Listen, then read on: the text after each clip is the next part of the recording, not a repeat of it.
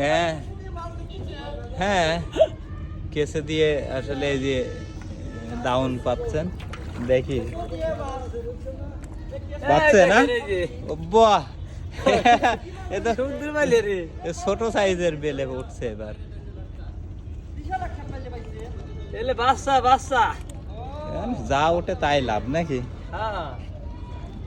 পদ্মা নদীতে এই কোল দিয়ে এইভাবে ডাউন বসি পেতে কেসে দিয়ে মাছ ধরছেন, আসলে এটা খুবই দারুণ একটা বিষয়।